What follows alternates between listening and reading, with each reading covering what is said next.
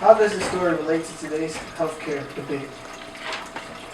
When you have a biopsy taken at the hospital, you sign a form that says your doctor can dispose of your tissues in any ways he sees fit or strips them of your identity and use them in research. The attitude has long been that everyone should allow their tissues to be used for the good of science. Since the researches can lead to medical progress, important drugs, vaccines, and etc., from which everyone benefits. But the thing is, not everyone does benefits in the United States because we don't have the universal access to health care.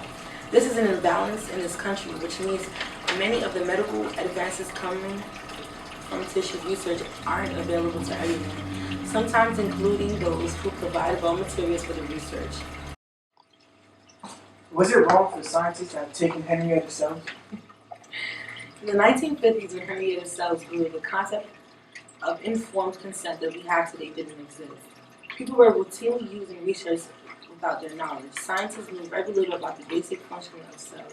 They couldn't have imagined that someday those cells would be valuable, that someday researchers could look inside them at Henrietta's DNA and learn things about her and her grandchildren. It was a completely different mindset than the one we have now, but it was not ill-intended or unethical by the standards of the day. George Gay, the scientist who first grew the cells, was devoted to curing cancer. He took the cells from himself and his own kids. Taking cells from patients was absolutely standard, practiced worldwide in the 50s. In a lot of ways, it is still today. Why was the existence of the HeLa cell so difficult for Henrietta's family? The story of HeLa cells isn't just about cells being taken from a woman without consent. There's much more to it. No one told her family that cells existed until the 70s. The scientists wanted to do research on her children to learn more about the cells. Her children were used in research without their consent and without having their most basic questions about the cells answered. Questions like, what is the cell? And what does it mean to Henrietta cells are alive? How has the Lacks family reacted to your book? Henrietta's children and grandchildren read The Immortal Life of the Henrietta Lacks before it came out as a part of the fact-checking process.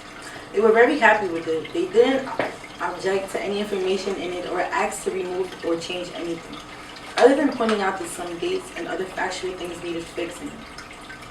Naturally, some of the book was painful for Henrietta's children to read, but it was also good for them to read about all of the amazing sciences that Henrietta's cells contributed to, which they feel very proud of.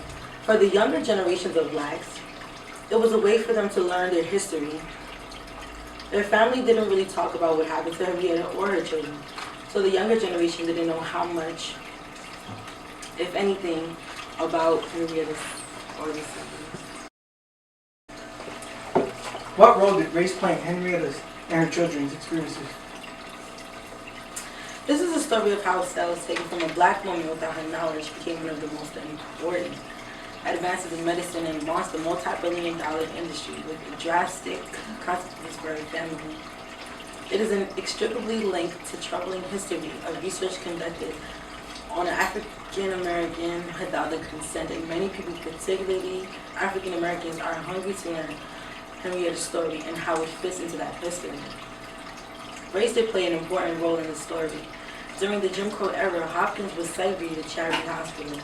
Patients in the public ward, when Henrietta was treated, were there because they were either Black or poor, or often both. They couldn't get treated elsewhere, and the prevailing attitude at the time was this: that since charity cases were treated for free, doctors were entitled to use them in research, whether the patients realized it or not.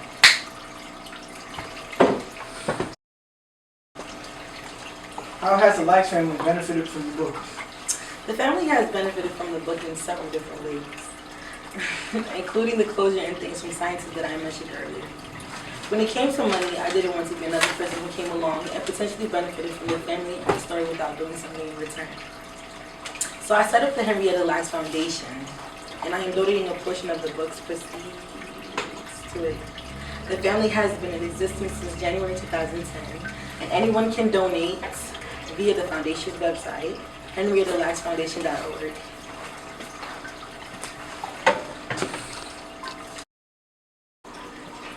Has anything changed on that front since the book was published?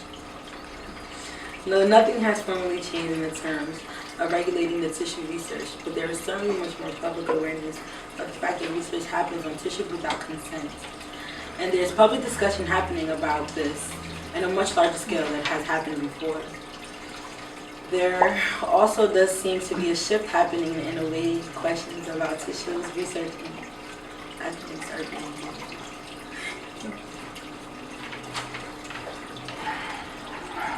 What messages should be taken from the story? Some of that depends on each individual reader because there are a lot of potential messages from the book.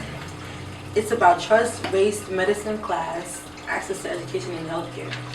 It is also the story of a family and the impact that losing a mother can have on her children and much more. But this is also a story about the fact that there are human beings behind every scientist as well. The scientist in the healer story has been long demonized in ways that weren't factually accurate, so I hope to set the record straight.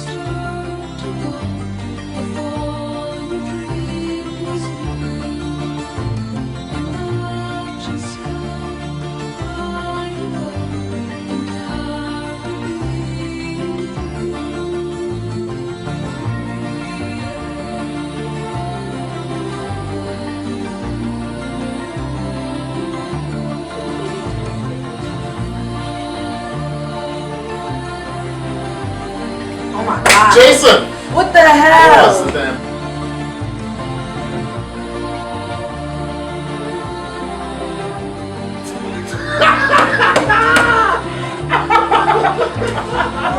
That's a good one.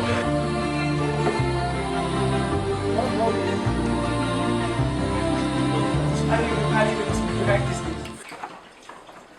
this. It's recorded. Read that. Go ahead, record. Read that. Read it. Wow. Record. Go ahead. Prologue of this book. Of how I love how Henrietta fails for the first time.